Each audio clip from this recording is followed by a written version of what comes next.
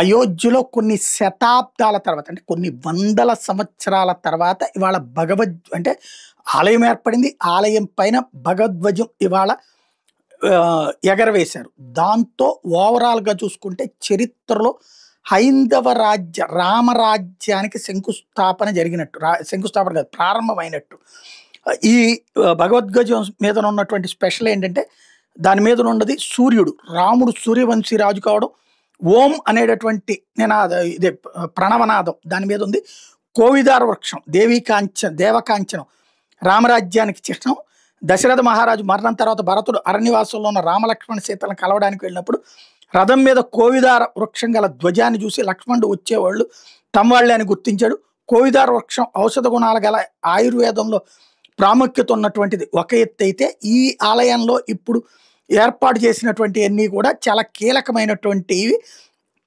ధర్మధ్వజం మీద 3 ప్రధాన చిహ్నాలు కూడా శ్రీరాముని సూర్యవంశానికి చిహ్నము. సూర్యుడు శాశ్వత శక్తి, దివ్య తేజస్సు, ధర్మం, జ్ఞానాన్ని సూచిస్తాడు కాబట్టి అందులో ఇంకోటి ఓం చిహ్నం. హిందూ ఆధ్యాత్మిక విశ్వాసాల ప్రకారం దైవం మొదటి అక్షరం బీజాక్షరం. ఇది సనాతన ధర్మంలోని శాశ్వత చైతన్యాన్ని, సత్యాన్ని సూచించేటటువంటి పవిత్రమైన ధ్వని కూడా కావడం. అలాగే కోవిదార వృక్షం, కల్పవృక్షం, ఇది వాల్మీకి రామాయణం, హరివంశ పురాణంలో ప్రస్తావించబడింది. ఇది అయోధ్య తాజా చిహ్నంగా గౌరవించబడింది. సంక్షేమానికి, శ్రేయస్సుకి ప్రతీక అయింది. ఇప్పుడు ఆలయం పైన చూస్తే సంపూర్ణమైనట్టు. ప్రస్తుతం మొదటి అంతస్తు ఇతర ముఖ్య నిర్మాణ పనులన్నీ పూర్తి చేసేశారు. ఇందులో 6 అనుబంధ దేవాలయాలు ఏర్పాటు చేశారు. మహాదేవ్, గణేష్జీ, హనుమాన్జీ, సూర్యదేవ్, మా భగవతి, మా అన్నపూర్ణలకి అవి అంకితం చేయబడ్డాయి. రామాయణంతో సంబంధంలో ఉన్న 7 ప్రముఖుల పేరిట భక్తుల సౌకర్యార్థం నిర్మించిన 7 మండపాలు కూడా పూర్తయినాయి. అవి మహర్షి వాల్మీకి, వశిష్ఠ, విశ్వామిత్ర, అగత్య, నిషాదరాజ్, శబరి, అహల్యలకు అంకితం చేయబడ్డాయి. మిగిలినవి సంత్ తులసీదాస్ మందిరం. ఆ ప్రాంగణంలో జటాయువు, ఉడత విగ్రహాలను ఏర్పాటు చేశారు. ఆలయం చుట్టూ భక్తుల సౌకర్యార్థం రోడ్ల నిర్మాణం, గ్రానైట్ ఫ్లోరింగ్ పనులు, 10 ఎకరాల పంచవటి ప్రాంతంలో ల్యాండ్స్కేపింగ్, పచ్చదనం పనులు కూడా పూర్తయినాయి. భక్తుల దర్శనానికి సంబంధం లేని కొన్ని పనులు ఇంకా జరుగుతున్నాయి. 3 నుంచి 5 కిలోమీటర్ల పొడవైన ప్రహరీ గోడ, ట్రస్ట్ కార్యాలయం, అతిథి గృహం, ఆడిటోరియం లాంటివే ఇప్పుడు కడుతున్నారు.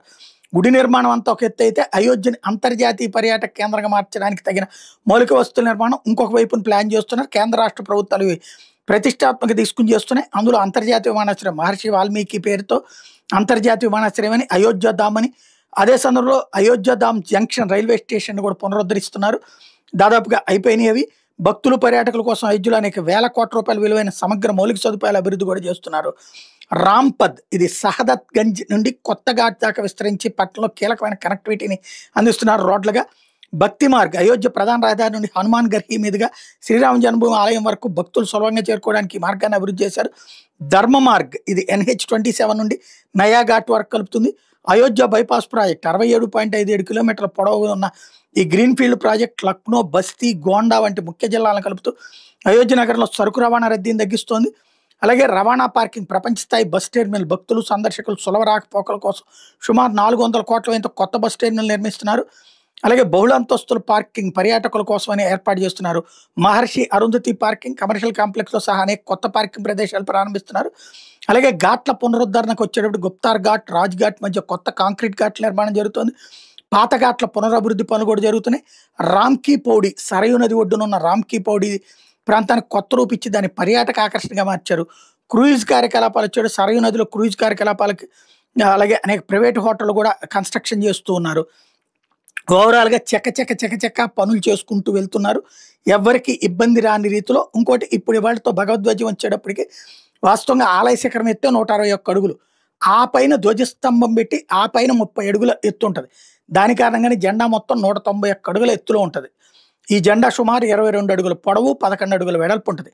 పారాచూట్, గ్రేడ్ నైలాన్, సిల్క్ వంటి మన్నికైన వస్త్రాలతో తయారు చేశారు. దీనివల్ల ఇది గాలి, వర్షం, తీవ్రమైన సూర్యకాంతిని కూడా తట్టుకుంటుంది.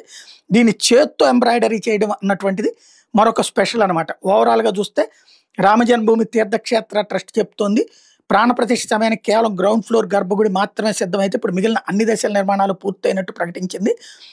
దాంతోపాటు ఈ పతాకం ఎగరవేయడంతో అయోధ్య గుడి నిర్మాణం సంపూర్ణమైనట్టు. ధర్మధ్వజం అన్నటువంటిది రామరాజ్య స్థాపనకి ఆరంభం అని.